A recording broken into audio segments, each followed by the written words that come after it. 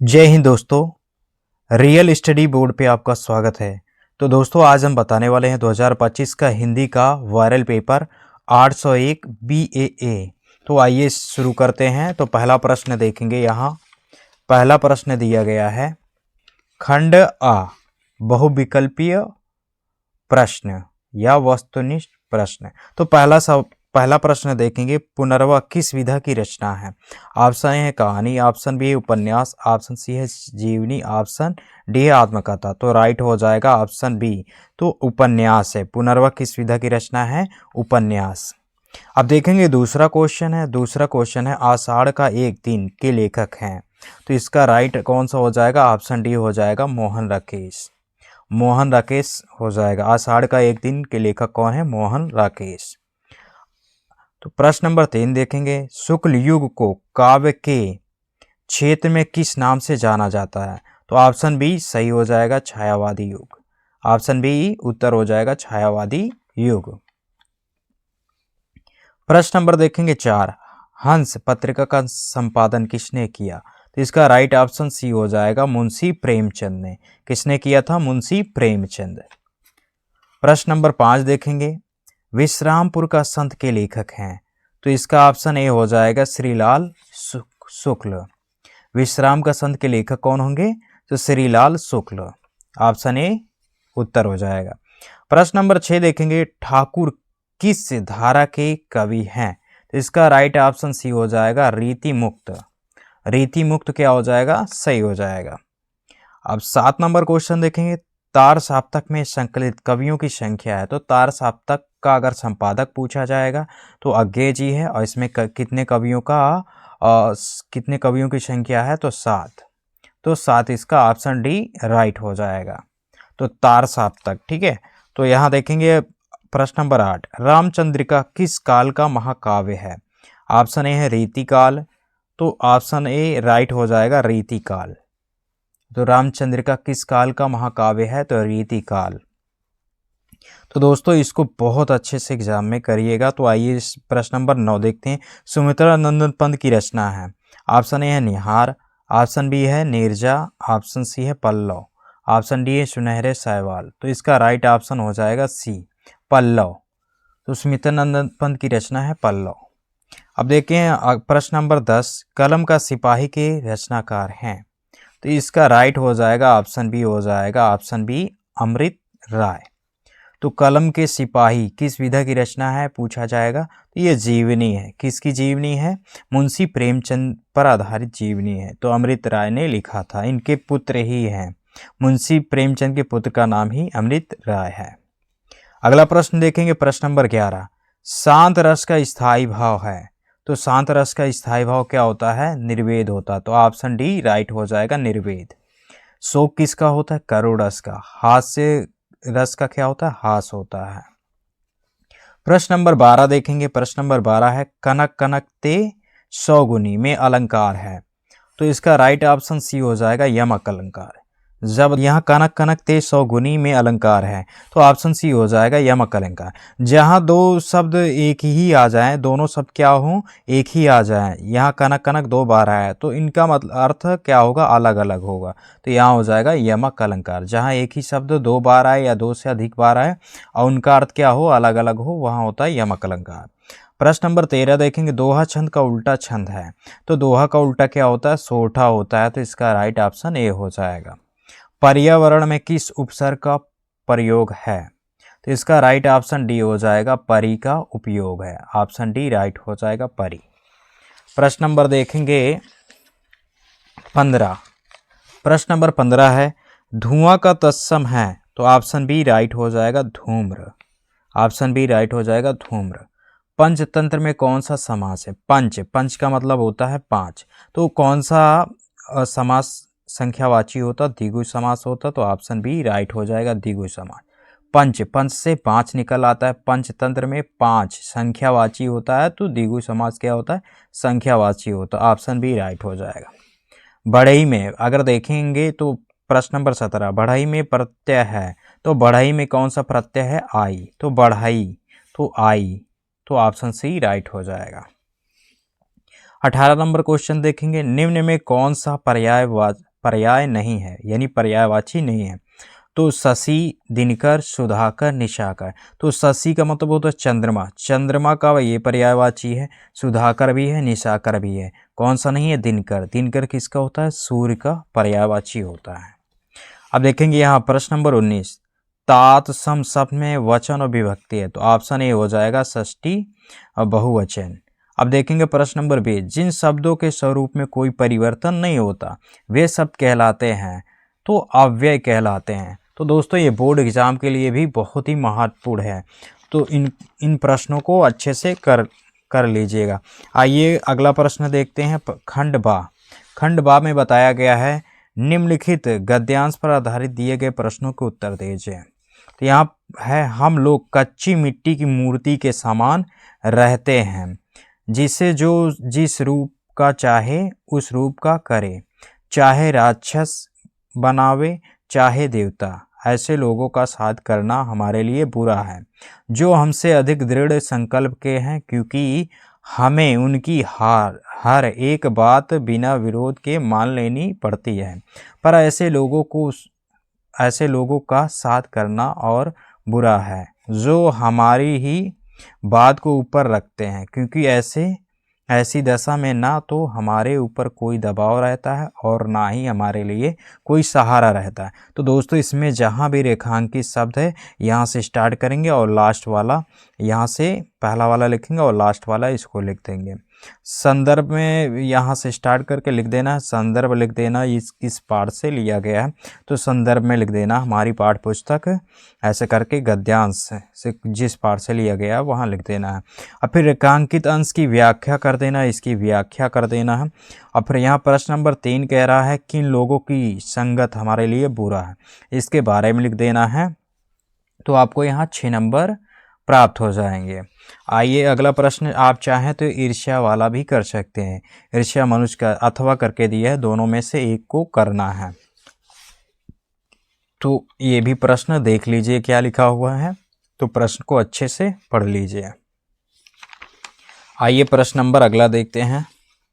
प्रश्न नंबर यहाँ है दूसरा है, निम्नलिखित पद्यांश पर आधारित दिए गए प्रश्नों के उत्तर दीजिए। यहाँ बताया जा रहा है, ऊधव मोहि ब्रज बिसरत नाही, वृंदावन गोकुल बन उपवन सघन कुंज की छाई, प्रात समय माता सुमति आरु, नंद देखी सुख पावत, माखन रोटी द्यों सजायो, दह्यों सजायो, अति हित साथ खवावत, गोपी ग्वाल बाल संग खेलत, सब दिन हसत सिरात, सूरदास धनी धनी ब्रजवासी, जिनसों हित जदुनाथ।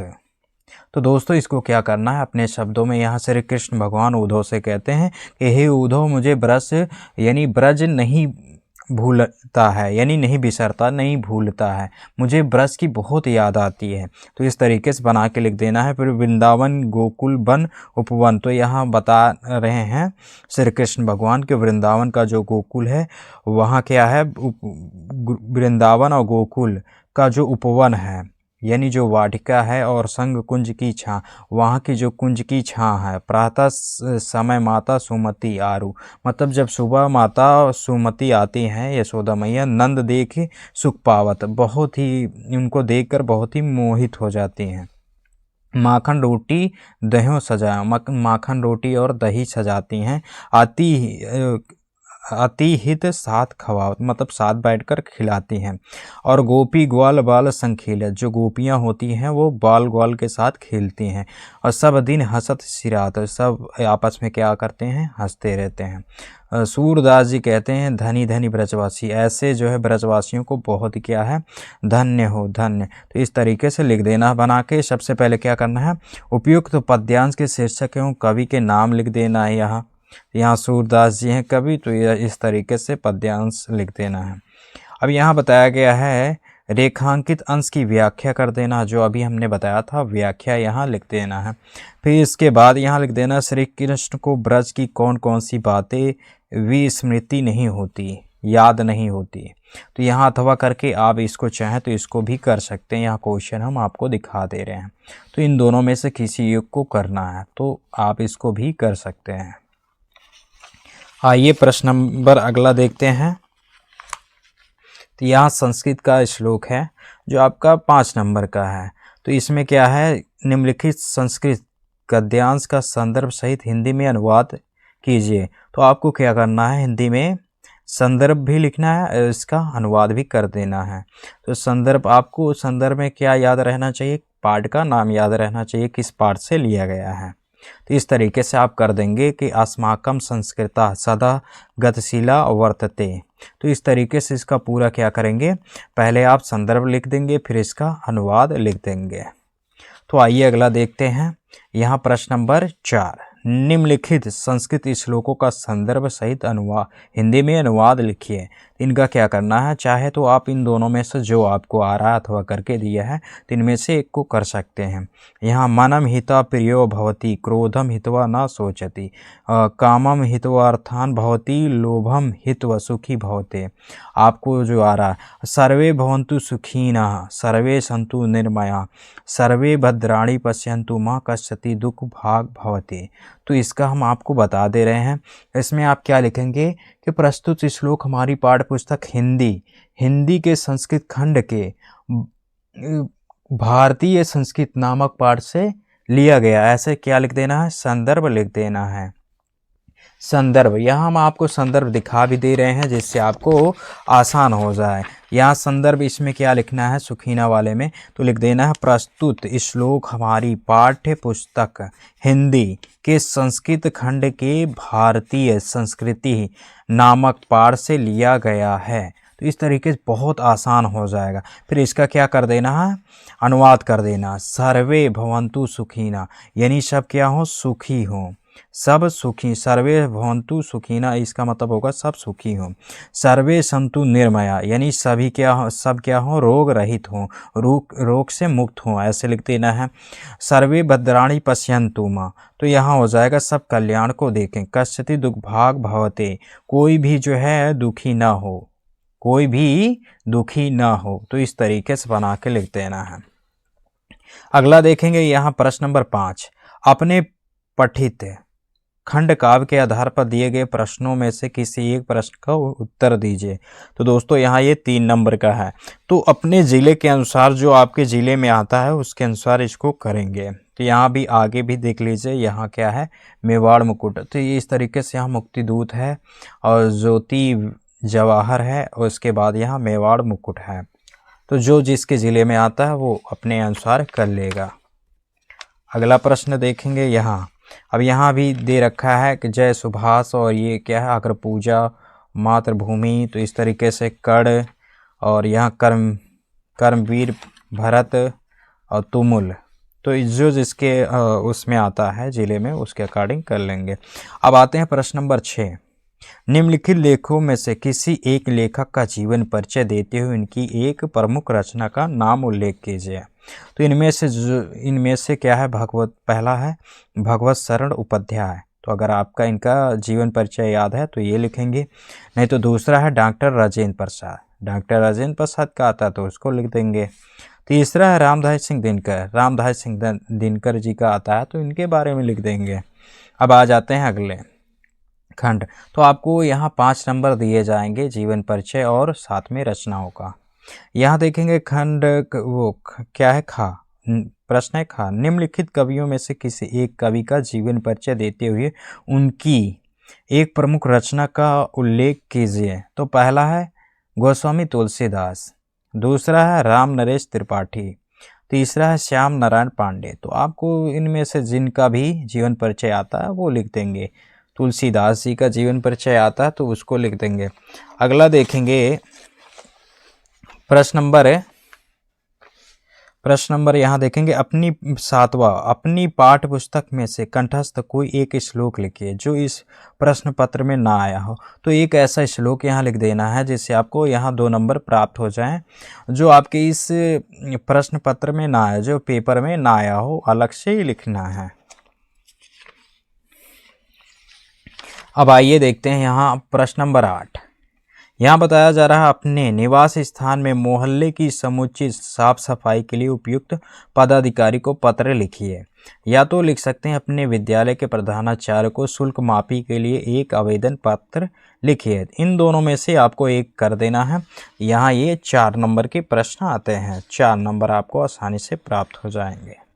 आइए देखते हैं, यहाँ हम आपको बता दे रहे हैं मोहल्ले की समुचित सफाई। तो इसका हमने बहुत अच्छे से लिखा था और आपको इसी चैनल पे बताया भी था। तो यहाँ क्या हमने लिखा है, तो इसको हम देख लेते हैं। तो यहाँ हमने बताया था आप लोगों को कि यहाँ शहर की सफाई हेतु या मोहल्ले की सफाई हेतु और क्या है, मुख्य नगर अधिकारी को पत्र। तो पहले लिख देना सेवा में, फिर मुख्य नगर अधिकारी, फिर नगर निगम, अगर जो आपका ज़िला है उसके अकॉर्डिंग, प्रयागराज उत्तर प्रदेश। विषय यहाँ डाल देना, यहाँ लिख देना है मोहल्ले की सफाई हेतु। फिर यहाँ से स्टार्ट करना है आपको कि महोदय सविनय निवेदन है, बस इतना लिख देना है कि अपना, फिर यहाँ नाम लिख देना है कि मेरा नाम राम कुमार है, जो भी आपका नाम है। फिर मैं प्रयागराज का रहने वाला हूँ, जहाँ के रहने वाले हैं वहाँ का ज़िले का नाम लिख देना है कि मैं इस जगह का रहने वाला हूँ। मेरे शहर में पिछले, तो लिख देना है मेरे शहर में पिछले 1 महीने से साफ़ सफाई नहीं हो रही है, जिस वजह से बीमारी फैल रही है। जिस वजह से क्या हो रहा है, बीमारी फैल रही है। आपसे साधारण अनुरोध है कि हमारे शहर में जल्द से जल्द सफाई कर्मचारी को भेजिए ताकि शहर की यानी मोहल्ले की साफ सफाई हो सके और सभी रोग मुक्त हो सकें। धन्यवाद। यहाँ डाल देना है दिनांक और यहाँ लिख देना है भवदीय या निवासी राम कुमार, जो भी नाम है, यहाँ पता लिख देना है। तो इस तरीके से आप जो है आसानी से कर सकते हैं। अब यहाँ दिया है प्रश्न नंबर 9 है, निम्नलिखित में से किन्हीं 2 प्रश्नों के उत्तर संस्कृत में दीजिए। तो इनमें से किसी का जो है संस्कृत में क्या करना है, उत्तर देना है। तो 4 दिए हुए हैं प्रश्न। भारतीय संस्कृति का विशेषता अस्ति, यहाँ मरणम मंगलम कुत्र भवति। तो इन दोनों में से किसी एक का, या तो इनमें से जो भी आपको आ रहा है उसका आप संस्कृत में क्या करेंगे, उत्तर देंगे। तो यहाँ आपको जो है 2 नंबर मिल जाएंगे। अब यहाँ प्रश्न नंबर 10 है, निम्नलिखित में से किसी एक विषय पर निबंध लिखिए। तो यहाँ आपको प्रदूषण पे लिख देना है। तो जल संरक्षण दे रखा है, मेरी प्रिय पुस्तक, पर्यावरण प्रदूषण की समस्या और समाधान, और चौथा है स्वच्छ भारत अभियान। तो आपको पर्यावरण प्रदूषण की समस्या पे लिख देना, पहले प्रस्तावना डालना हेडिंग, तो दूसरा क्या डालेंगे, प्रदूषण का अर्थ, फिर तीसरा डालेंगे प्रदूषण के प्रकार, फिर चौथा डालेंगे प्रदूषण की समस्या, फिर 5वां डालेंगे प्रदूषण का समाधान, फिर लास्ट में डाल देंगे उपसंहार। क्या डालेंगे लास्ट में, उपसंहार। इस तरीके से हेडिंग डाल के उसमें लिख देना है कि प्रदूषण क्या है, कि हमारे आस पास के वातावरण जो दूषित हो रहे हैं इसके प्रति हमें जागरूक होना चाहिए। इस तरीके से अच्छे से बना के लिख देना है।